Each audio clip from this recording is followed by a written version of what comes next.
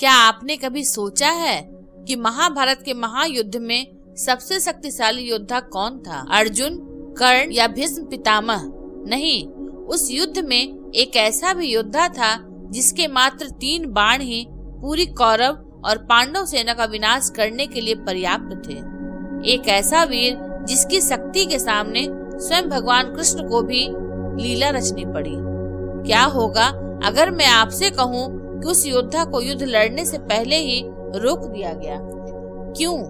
ऐसा क्या रहस्य था उस योद्धा की शक्ति में कि धर्म की स्थापना के लिए उसका बलिदान अनिवार्य हो गया, और उस बलिदान के बदले भगवान कृष्ण ने उसे ऐसा क्या वरदान दिया जिसका सीधा संबंध आज हम सबसे यानी कलयुग से है। आइए आज चलते हैं इतिहास के उन पन्नों में जहां भक्ति, शक्ति और रहस्य की एक ऐसी गाथा लिखी है जो आज भी प्रासंगिक है। द्वापर युग का अंतिम चरण था और धरती एक महाविनाश के मुहाने पर खड़ी थी। हस्तिनापुर का सिंहासन 2 भागों में बढ़ चुका था। एक ओर थे धर्म और न्याय के प्रतीक पांडव और दूसरी ओर थे अधर्म, लोभ और अहंकार से डूबे कौरव। जब शांति के सारे मार्ग बंद हो गए तो युद्ध ही एकमात्र विकल्प बचा। कुरुक्षेत्र की भूमि को रक्त से सींचने की तैयारी हो चुकी थी। देश विदेश के राजा महाराजा अपनी अपनी सेनाओं के साथ किसी एक पक्ष से जुड़ रहे थे। उन्हीं दिनों सुदूर वनों में अपनी माता के साथ रहने वाले एक तेजस्वी युवक के कानों में भी युद्ध के नगाड़ों की गूंज पहुंची। यह कोई साधारण युवक नहीं था, यह था महाबली भीम का पौत्र और वीर घटोत्कच का पुत्र बर्बरिक। उसके मुख पर सूर्य के समान तेज था, भुजाओं में सहस्त्र हाथियों का बल था और हृदय में अपनी माता के प्रति असीम भक्ति थी। बर्बरिक ने बचपन से ही अपनी माता मोरबी से युद्ध की शिक्षा ली थी और उन्हें एक वचन दिया था, एक ऐसा वचन जो आगे चलकर इतिहास की सबसे बड़ी पहेली बनने वाला था। उसने वचन दिया था, हे माते, मैं जीवन में सदैव हारने वाले पक्ष का ही साथ दूंगा। यह वचन उसकी करुणा और वीरता का प्रतीक था, लेकिन यही वचन धर्म की स्थापना में सबसे बड़ी बाधा भी बनने वाला था। बर्बरिक ने भगवान शिव की घोर तपस्या करके उन्हें प्रसन्न किया था और महादेव ने उसे 3 ऐसे दिव्य बाण प्रदान किए थे जो अपने लक्ष्य को भेद कर, चाहे वह कहीं भी छिपा हो, वापस उसके तरकस में लौट आते थे। इन बाणों की शक्ति अमोघ थी, अभेद्य थी। मात्र एक बाण से ही वह पूरी शत्रु सेना का संहार कर सकता था और दूसरा बाण चला दे तो तीनों लोकों में हाहाकार मच जाए। जब बर्बरिक को ज्ञात हुआ कि उसके पितामह पांडव कौरवों के विरुद्ध धर्म युद्ध लड़ रहे हैं, तो उसने भी इस युद्ध में भाग लेने का निश्चय किया। वह अपनी माता के चरणों में गया, उनका आशीर्वाद लिया, अपना दिव्य धनुष और वह 3 अमोघ बाण लिए और अपने प्रिय नीले घोड़े पर सवार होकर कुरुक्षेत्र की ओर चल पड़ा। उसके मन में केवल एक ही ध्येय था, अपनी माता को दिया वचन निभाना और हारते हुए पक्ष को विजय दिलाना। जैसे ही बर्बरिक ने अपनी यात्रा प्रारंभ की, सृष्टि में एक अजीब सी हलचल होने लगी। हवाएं तेज हो गई, आकाश में बादल घुमड़ने लगे, क्योंकि नियति जानती थी कि एक ऐसी शक्ति कुरुक्षेत्र की ओर बढ़ रही है जो युद्ध के परिणाम को पूरी तरह से बदल सकती है। द्वारिका में बैठे तीनों लोकों के स्वामी, सर्वव्यापी, सर्वज्ञानी भगवान श्री कृष्ण यह सब देख रहे थे। वे जानते थे कि बर्बरिक कौन है, उसकी शक्ति क्या है और उसका वचन क्या है। श्री कृष्ण ने अपनी दिव्य दृष्टि से भविष्य में झांका और जो उन्होंने देखा उससे वे चिंतित हो गए। उन्होंने देखा कि बर्बरिक कुरुक्षेत्र पहुंचता है और अपनी प्रतिज्ञा के अनुसार वो कमजोर पक्ष को खोजता है। उस समय पांडवों की सेना कौरवों की तुलना में छोटी और कमजोर थी। बर्बरिक पांडवों की ओर से लड़ने का निर्णय लेता है। वह अपना पहला बाण चलाता है और पलक झपकते ही कौरवों की आधी से अधिक सेना समाप्त हो जाती है। कौरवों का पलड़ा कमजोर हो जाता है और पांडवों का पलड़ा भारी। अब बर्बरिक अपनी प्रतिज्ञा से बंध जाता है, उसे हारते हुए पक्ष का साथ देना है और अब कौरव हार रहे थे। वह तुरंत पांडवों का पक्ष छोड़कर कौरवों की ओर से लड़ने लगता है और अपना दूसरा बाण चलाकर बची खुची पांडव सेना को समाप्त कर देता है। अंत में युद्ध भूमि पर कोई नहीं बचता, न कौरव न पांडव, केवल अकेला बर्बरिक विजय खड़ा होता है। यह धर्म की स्थापना नहीं बल्कि संपूर्ण विनाश था। यह वह परिणाम नहीं था जिसके लिए इतना बड़ा आयोजन किया गया था। श्री कृष्ण जानते थे कि धर्म की स्थापना के लिए पांडवों का जीतना और अधर्म का नाश होना आवश्यक है। बर्बरिक की उपस्थिति इस पूरे समीकरण को बिगाड़ रही थी। उसे रोकना ही होगा, लेकिन कैसे? जिस पर स्वयं महादेव की कृपा हो उसे कौन रोक सकता है? दोस्तों, कहानी का सबसे रहस्यमय मोड़ अब आने वाला है। अगर आपको बर्बरिक की अद्भुत गाथा पसंद आ रही है तो कृपया इस वीडियो को एक लाइक जरूर करें, और अगर आप हमारे चैनल पर नए हैं तो सब्सक्राइब का बटन दबाना न भूलें। कमेंट में जय श्री श्याम अवश्य लिखें, ताकि हमें पता चले कि आप भी इस दिव्य कथा से जुड़ चुके हैं। अब आगे सुनिए कि भगवान ने क्या लीला रची। श्री कृष्ण ने एक योजना बनाई। वे एक साधारण वृद्ध ब्राह्मण का वेश धारण करते हैं, हाथ में एक लाठी लेते हैं और शरीर पर मामूली वस्त्र पहनकर बर्बरिक के मार्ग में एक पेड़ के नीचे बैठ जाते हैं। जब बर्बरिक अपने नीले घोड़े पर वहां से गुजरता है तो उसकी दृष्टि उस शांत और विनम्र दिख रहे ब्राह्मण पर पड़ती है। वह शिष्टाचारवश घोड़े से उतरता है और ब्राह्मण को प्रणाम करता है।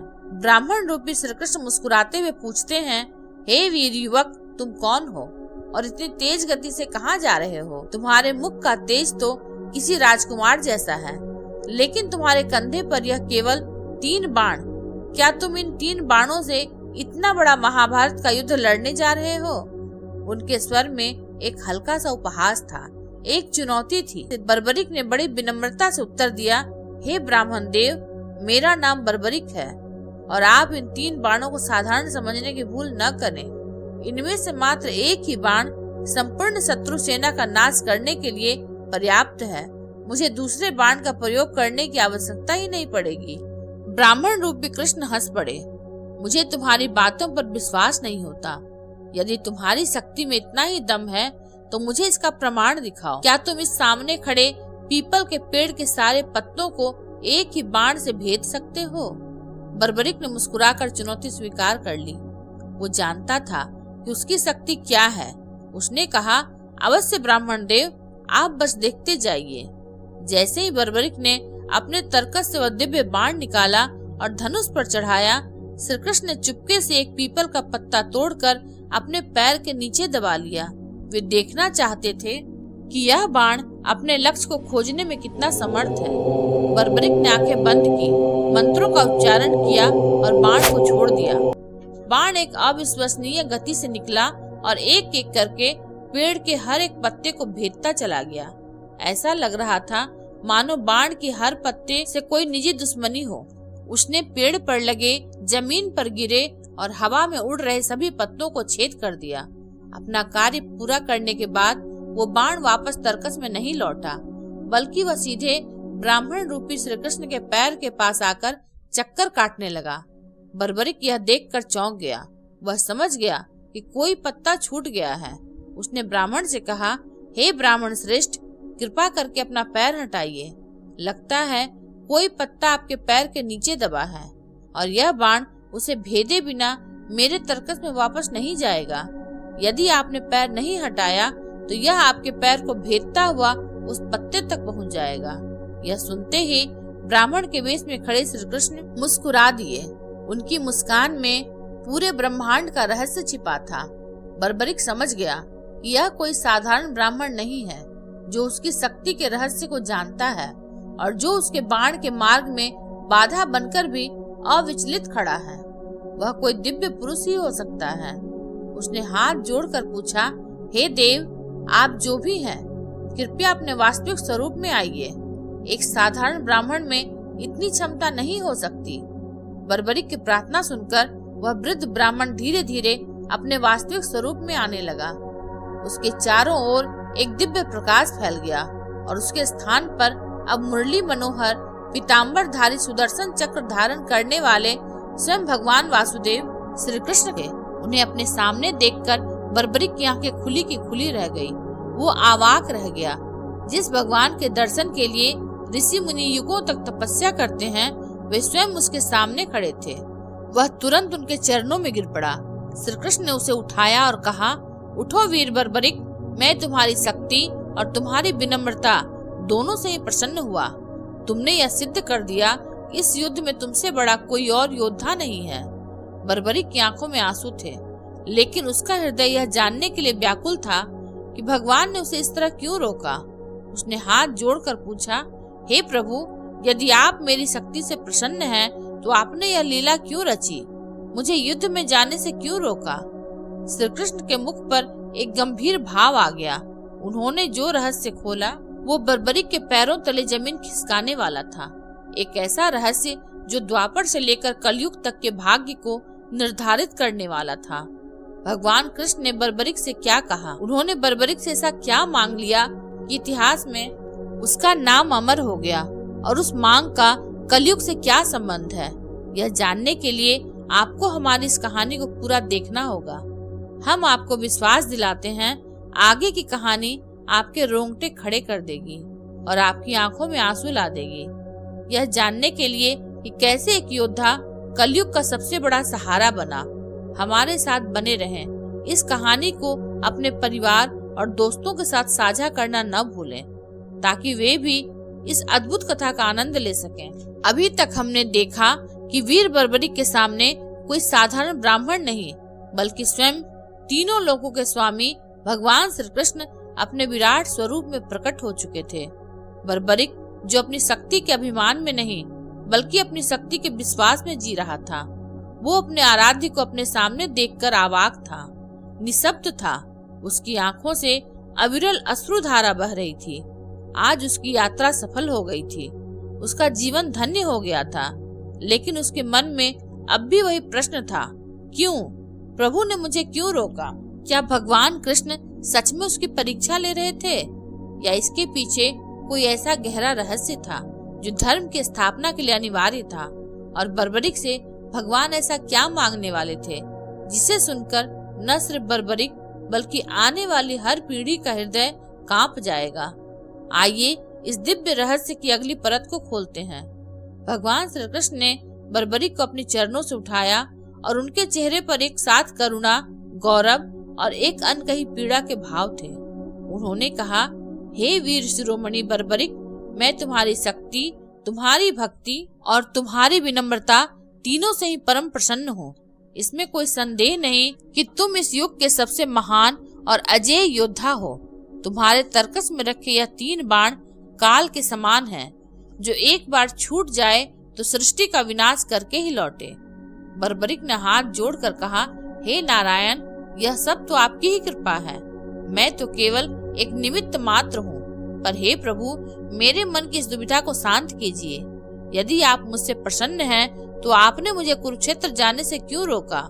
मेरे पितामह पांडव धर्म के लिए लड़ रहे हैं और मैं उनकी सहायता करना चाहता हूँ। श्री कृष्ण के मुख पर एक हल्की रहस्यमय मुस्कान आई। उन्होंने कहा, बर्बरिक, तुम्हारा हृदय पवित्र है और तुम्हारी मनसा भी नेक है, लेकिन तुमने अपनी माता को जो वचन दिया है, क्या तुम उसका अर्थ समझते हो? तुमने कहा है कि तुम सदैव हारने वाले पक्ष का साथ दोगे। बर्बरिक ने दृढ़ता से कहा, हाँ प्रभु, यह मेरा प्रण है और मैं इसे पीछे नहीं हट सकता। तब श्री कृष्ण ने उसे समझाया, पुत्र, इसी प्रण में धर्म की सबसे बड़ी बाधा छिपी है। आज पांडवों की सेना कौरवों की सेना से छोटी है, वे कमजोर हैं। तुम निसंदेह उनका साथ देने जाओगे। जैसे ही तुम अपना पहला बाण चलाओगे, कौरवों की सेना का एक बड़ा भाग नष्ट हो जाएगा और उनका पलड़ा हल्का हो जाएगा। उस क्षण पांडव पक्ष विजय होने लगेगा और कौरव पक्ष हारने लगेगा। तब तुम्हारी प्रतिज्ञा तुम्हें विवश कर देगी। तुम्हें हारते हुए कौरवों का साथ देना पड़ेगा। तुम फिर अपना बाण पांडवों की सेना पर चलाओगे और उन्हें नष्ट कर दोगे। फिर पांडव हारने लगेंगे और कौरव जीतने लगेंगे। तुम्हें फिर से पक्ष बदलना होगा। इस तरह तुम एक पक्ष से दूसरे पक्ष की ओर घूमते रहोगे और अंत में इस युद्ध भूमि पर न कोई कौरव बचेगा न कोई पांडव। केवल तुम अकेले जीवित रह जाओगे और तुम्हारी विजय का उत्सव मनाने वाला कोई नहीं होगा। यह धर्म की स्थापना नहीं, यह तो धर्म का ही विनाश हो जाएगा। इस युद्ध का उद्देश्य अधर्म का नाश करके धर्म को स्थापित करना है। न कि समस्त क्षत्रिय वंश का संहार करना। यह सुनकर बर्बरिक सन्न रह गया। उसने कभी इस दृष्टिकोण से अपने वचन को देखा ही नहीं था। उसकी आंखें खुली रह गई। उसे समझ आ गया कि उसकी शक्ति और उसका वचन दोनों मिलकर धर्म की स्थापना में सहयोगी नहीं बल्कि बाधक बन रहे हैं। उसकी आंखों में पश्चाताप के आंसू आ गए। वह बोला, हे प्रभु, मुझे क्षमा करें, मैं तो अज्ञानतावश धर्म का ही नाश करने जा रहा था। आपने मेरी आंखें खोल दी। अब आप ही बताइए मैं क्या करूं? मैं अपने वचन से भी बंधा हूं और युद्ध में भाग लिए बिना भी नहीं रह सकता। तब श्री कृष्ण के स्वर में एक असीम गंभीरता आ गई। उन्होंने कहा, हे वीर, हर महायज्ञ से पहले, हर बड़े अनुष्ठान से पहले भूमि की शुद्धि के लिए, संकल्प की पूर्ति के लिए एक बलि की आवश्यकता होती है। यह महाभारत का युद्ध भी एक महायज्ञ है और इस धर्म यज्ञ को निर्विघ्न संपन्न कराने के लिए युद्ध भूमि की पूजा हेतु इस युग के सर्वश्रेष्ठ क्षत्रिय के शीश की बलि चाहिए। बर्बरिक का हृदय एक क्षण के लिए धड़कना भूल गया। वह समझ गया कि भगवान उससे क्या कहना चाहते हैं। श्री कृष्ण ने अपनी बात पूरी की और बोला, हे घटोत्कच पुत्र, इस समय तुमसे बड़ा क्षत्रिय, तुमसे बड़ा वीर और तुमसे बड़ा दानी इस पूरी पृथ्वी पर कोई दूसरा नहीं है। इसलिए हे बर्बरिक, मैं एक ब्राह्मण के रूप में आज तुमसे तुम्हारा शीश दान में मांगता हूँ। यह शब्द नहीं थे, यह ब्रह्मांड का सबसे भारी सत्य था जो बर्बरिक के कानों में गूंज रहा था। एक क्षण के लिए चारों ओर सन्नाटा छा गया। हवा रुक गई। पक्षियों ने चहचहाना बंद कर दिया। बर्बरिक ने अपनी आंखों से बहते आंसुओं को पोंछा और उसके चेहरे पर भय या दुख का कोई चिन्ह नहीं था, बल्कि एक असीम शांति और गौरव का भाव था। वह मुस्कुराया और बोला, हे प्रभु, यह तो मेरा परम सौभाग्य है। जिस ईश्वर के दर्शन मात्र से जीवन सफल हो जाता है, वह स्वयं एक याचक बनकर मेरे द्वार पर आए हैं। इससे बड़ा सम्मान एक क्षत्रिय के लिए और क्या हो सकता है? उसका जीवन, उसका शीश स्वयं धर्म की स्थापना के लिए काम आए। प्रभु, यह शीश आपका ही है, आप इसे जब चाहे ले सकते हैं। बर्बरिक का यह उत्तर सुनकर श्री कृष्ण की आंखें भी नम हो गई। वे अपने भक्त की महानता पर गदगद हो गए। बर्बरिक ने आगे कहा, परंतु हे प्रभु, शीश दान करने से पहले मेरी एक अंतिम इच्छा है।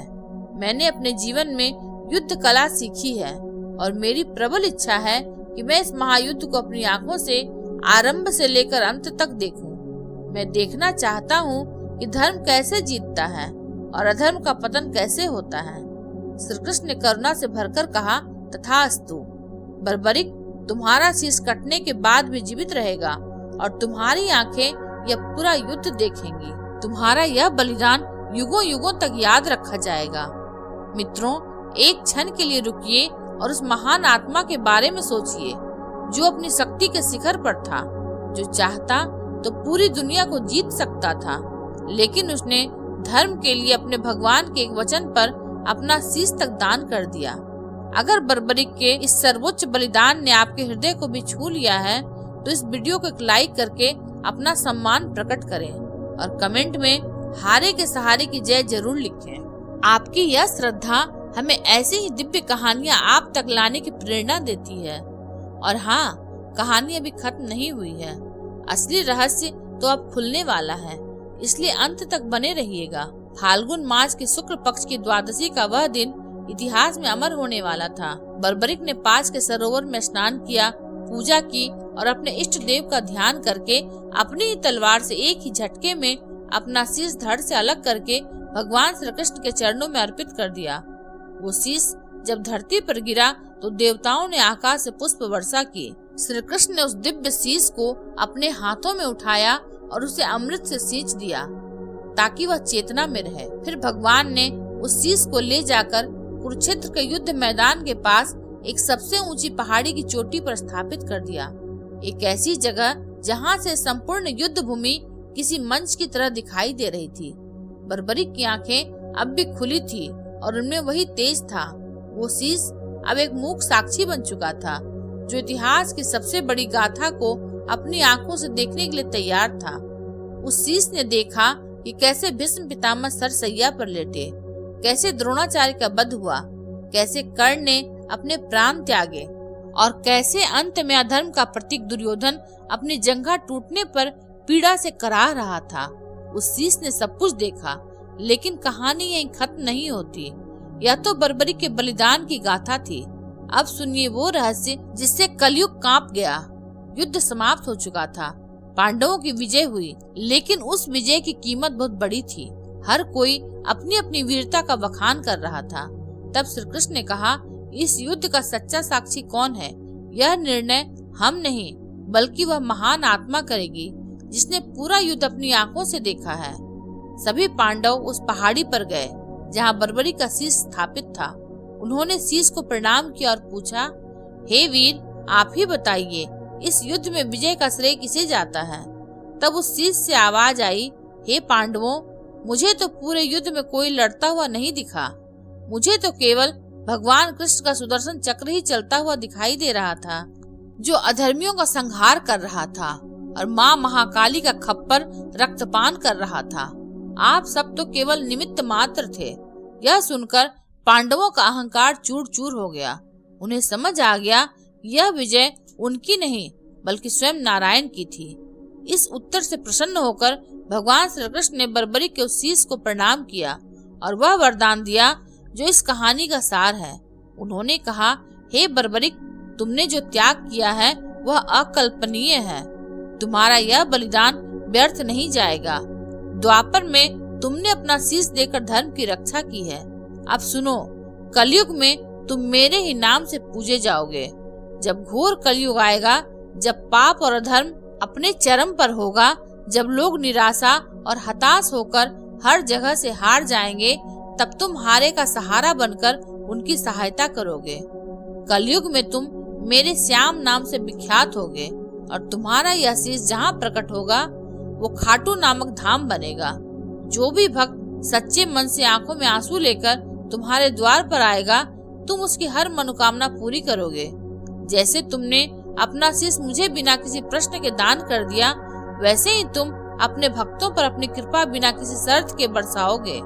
कलयुग में मेरी सारी शक्तियाँ तुम्हारे अंदर समाहित होंगी और तुम कलयुग के जागृत देव कहलाओगे। यह था वह रहस्य, यह था वो वरदान। द्वापर का सबसे बड़ा दानी कलयुग का सबसे बड़ा सहारा बनने वाला था। लेकिन मित्रों, क्या आप जानते हैं कि युद्ध के बाद भगवान कृष्ण ने बर्बरी के उस शीश का क्या किया? वो शीश कलयुग में खाटू की धरती पर कैसे और कब प्रकट हुआ और कैसे एक गाय उस रहस्य को उजागर करने का कारण बनी? उस रहस्य को जानने के लिए जो आपको सीधे आज के युग से जोड़ता है, हमारे चैनल को सब्सक्राइब करके बेल आइकन को दबाना बिल्कुल न भूलें, ताकि नए वीडियो सबसे पहले आप तक पहुँचे। मित्रों, कहानी में अभी तक हमने उस अलौकिक क्षण को जिया जब बर्बरी के शीश ने महाभारत युद्ध की विजय का सच्चा रहस्य उजागर किया और बताया कि युद्ध भूमि में उन्हें केवल श्री कृष्ण का सुदर्शन चक्र और माँ काली का खप्पर ही दिखाई दिया। यह सुनकर पांडवों का अभिमान शांत हो गया और भगवान श्री कृष्ण ने अपने परम भक्त बर्बरी को कलयुग का सबसे बड़ा वरदान दिया कि तुम मेरे ही नाम श्याम नाम से पूजे जाओगे और हारे का सहारा कहलाओगे। यह सुनकर देवता भी चकित थे और स्वयं काल भी उस रहस्य को सुनकर कांप गया था कि द्वापर का एक वीर कलयुग का ईश्वर बनकर पूजित होगा। लेकिन अब प्रश्न यह उठता है कि उस दिव्य शीश का क्या हुआ? भगवान कृष्ण ने अपने भक्त की उस अंतिम निशानी को कहाँ स्थापित किया और कैसे हजारों वर्षों के बाद वो शीश कलयुग में हम जैसे साधारण मनुष्यों के बीच प्रकट हुआ? आइए आज इस कथा को उसकी पूर्णता तक पहुंचाते हैं और जानते हैं उस रहस्य को जो आज भी राजस्थान की धरती पर एक जागृत सत्य के रूप में विद्यमान है। महाभारत का महायुद्ध समाप्त हो गया था, धर्म की स्थापना हो चुकी थी, लेकिन उसकी कीमत चुकाते चुकाते हस्तिनापुर की भूमि विधवा हो गई थी। जब युद्ध के सारे क्रियाक्रम संपन्न हो गए और पांडव हस्तिनापुर के राजकाज में व्यस्त हो गए, तब एक रात्रि भगवान श्री कृष्ण अकेले उस पहाड़ी पर गए जहां उन्होंने बर्बरी का शीश स्थापित किया था। उन्होंने उस दिव्य शीश को अत्यंत नेह से अपने हाथों में उठाया। उस शीश की आंखों में अब भी वही तेज, वही भक्ति और वही संतोष का भाव था। श्री कृष्ण ने कहा, हे मेरे प्रिय भक्त, तुमने अपना वचन निभाया। तुमने धर्म की स्थापना में सबसे बड़ा योगदान दिया। अब मेरे वरदान के फलीभूत होने का समय आ रहा है। द्वापर युग अपनी समाप्ति की ओर है और शीघ्र ही घोर कलयुग का अंधकार इस धरती को निगलने का प्रयास करेगा। उस अंधकार में जब मेरे भक्त दिशाहीन हो जाएंगे, जब उन्हें कोई मार्ग नहीं सूझेगा, तब उन्हें तुम्हारे प्रकाश की आवश्यकता होगी। भगवान ने उस शीश को अपने हृदय से लगाया और कहा, परंतु उस समय के आने में अभी विलंब है। अभी तुम्हें योग निद्रा में विश्राम करना होगा। तुम्हें उस समय तक प्रतीक्षा करनी होगी जब तक धरती तुम्हें स्वयं पुकार न ले। यह कहकर भगवान श्री कृष्ण उस शीश को लेकर पास में बहने वाली एक पवित्र नदी के तट पर पहुँचे, जिसका नाम था रूपवती नदी। चांदनी रात में नदी का जल चांदी की तरह चमक रहा था।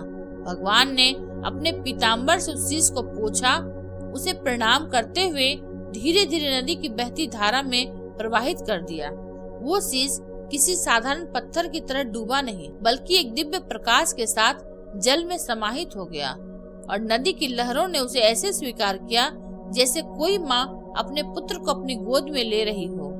भगवान ने नदी को आदेश दिया कि वह इस दिव्य धरोहर की रक्षा करे, जब तक कि कलयुग में इसके पुनः प्रकट होने का सही समय न आ जाए। और इस तरह वीर बर्बरी का शीश द्वापर युग के अंतिम पलों में भविष्य के एक महान उद्देश्य के लिए जल में समाधस्त हो गया।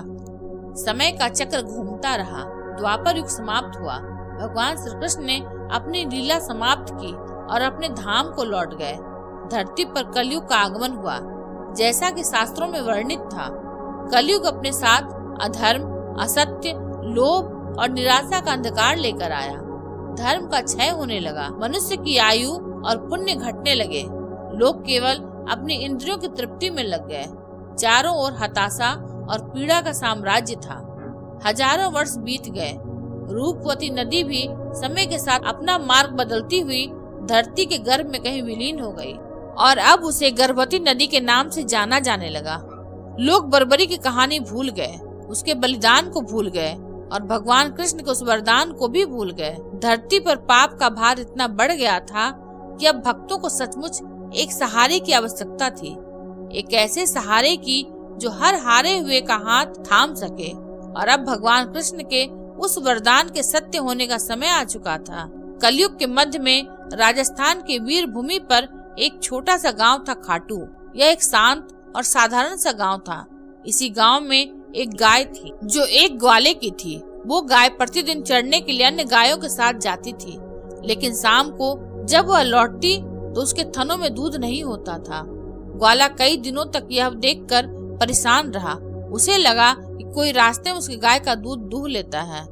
एक दिन उसने निश्चय किया कि वह सच्चाई का पता लगाकर रहेगा। वो छिपकर अपनी गाय के पीछे गया। उसने देखा कि उसकी गाय अन्य सभी गायों से अलग होकर एक विशेष स्थान पर एक छोटे से टीले पर जाकर खड़ी हो गई। ग्वाला आश्चर्यचकित रह गया जब उसने देखा कि उस गाय के थनों से दूध की धारा स्वतः ही बहने लगी और उस टीले की भूमि में समाने लगी। यह कोई सामान्य घटना नहीं थी, यह एक चमत्कार था। ग्वाले ने दौड़कर यह बात गांव के मुखिया और अन्य लोगों को बताई। गांव वाले उस स्थान पर पहुंचे और यह चमत्कार देखकर वे भी दंग रह गए।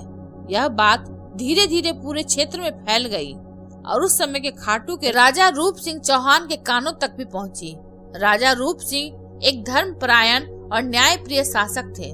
उन्हें जब इस चमत्कार का पता चला तो उनके मन में यह जानने की तीव्र इच्छा हुई कि उस भूमि के नीचे ऐसा क्या रहस्य छिपा है जिसके लिए गाय भी अपनी ममता लुटा रही है।